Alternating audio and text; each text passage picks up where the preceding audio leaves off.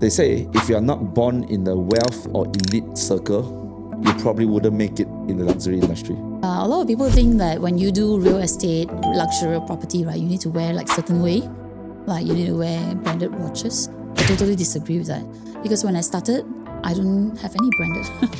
Like even my car is just normal car, right? I think it's the sincerity that you need to put on. Many people have been asking me, actually, without all this circle and network, they couldn't find the right buyer to buy the luxury property they want to sell. This is the most common misconception.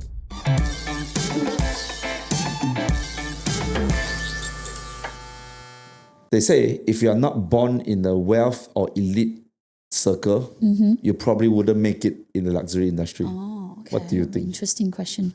Yeah, a lot of people think that when you do real estate, luxury property, right, you need to wear like certain way, like you need to wear branded watches. I totally disagree with that. Okay. Because when I started, I don't have any branded.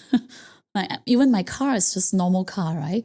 I think it's the sincerity that you need to put on. Yeah. So it's not so much about branded. Will you buy from someone that wear a branded watch just because of that? Yeah. No, right?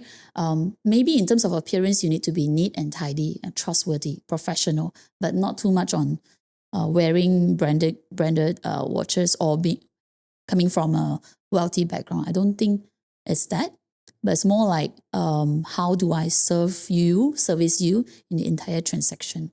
Your sincerity is really important. Okay, that's good. That's good. So I ask all these questions because like many people have been asking me, actually, without like all this circle and network, they couldn't find the right buyer to buy the luxury property they want to sell. This is the most common misconception. Right. But from what I'm understanding from you and whatever you have done, right? Actually, most of your clients are actually from online, strangers that you never know. Correct. Right? Can you share with us like what you do exactly so that you can find these kind of luxury buyers online and they're able to show up and trust you and buy from you? Yeah.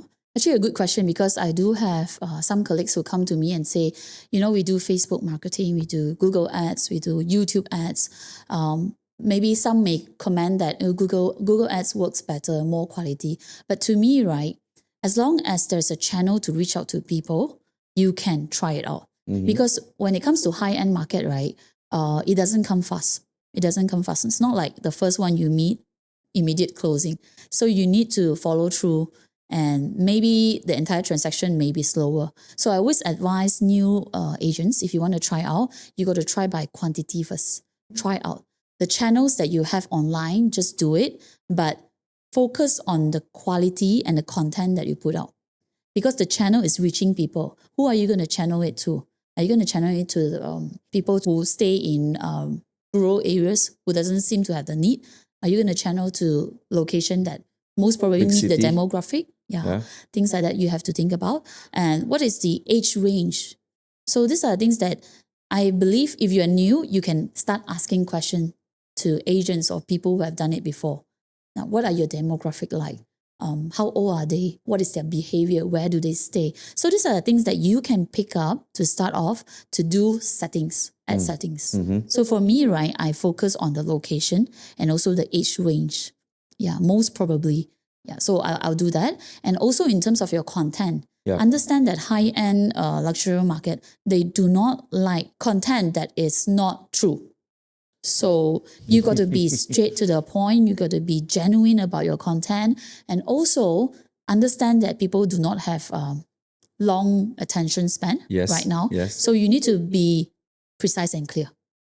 Yeah, the way you deliver information, the way you talk about the property, the location has to be informative, and it makes them feel like, okay, I look at your content. I want to understand more. So these are some skills that we will learn in our process. I mean, our team has that training as well. So we pick that a lot. And if you ask me, all my customers in the beginning comes from online. But we pick up communication, building rapport and all that. That becomes your network. I don't have a network originally, but I pick up from there. I meet people, I talk to people, and I spot that it's potential, their potential, and I started building relationship. I think the entire sales process is really exciting because a lot of us, sometimes we focus on the marketing, on the entire skill set. But to me, right, entire sales process is building relationship. Of course, those are important. But once you get hold of them, it's about building relationship and trust. Yeah. Yeah, adding to that, like, I mean, besides always looking for new customer online, like strangers, right? Actually building upon those who already know you, who already bought from you, who already trust you, will actually give you more like maybe referral in the future, or probably they buy second unit or third unit, or their family want to buy, things like that, right? It happens, right? Yes, happens a lot. So to add on to whatever Jen just now mentioned, right? There's a lot of things that we can do online that a lot of people don't think that it could happen one. For example, they never thought about, right, rich people can be found online. They think that rich people can only be found in a networking event. Right. But once we actually do it like with the right video, with the right content, with the right design, not too long, not too draggy, and giving accurate information, straight to the point, precise, which is what they want. And when you reach enough like people, the right one will stick. They will inquire more. And then after that, it's all about skill set. But actually, like most of it's from online. Tell us about platform. YouTube more, or Facebook more, or Google, or which one? Right now, I do a lot of Facebook more, which comes to a surprise to a lot of people because they would think that, oh, I need to build really advanced website or funneling or YouTube ads to do it. I do explore that, but last year cases all comes from Facebook. Yeah. So I think as an agent, right, let's not put mindset blockage to whatever platform. As long as the platform reaches people, right, it's all about setting and the content that you put up. Content especially. You know why a lot of people are, when they try Facebook to run their luxury advertisement and it didn't work? Because they post all the pictures of the property and that's it.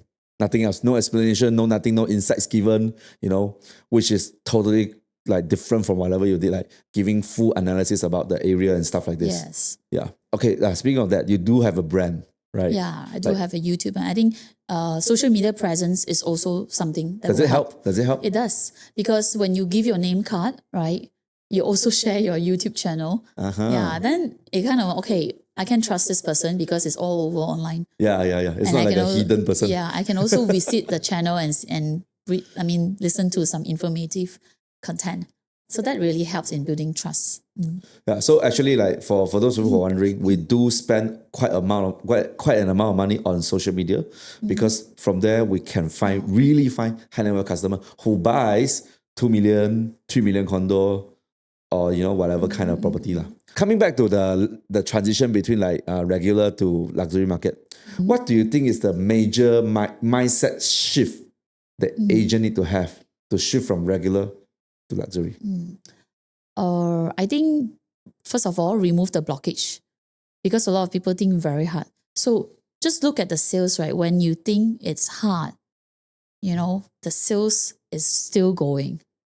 At the point when you're still doubting yourself, probably the sales already pick up. So what does it mean, right? It means that whether with or without you, people are buying.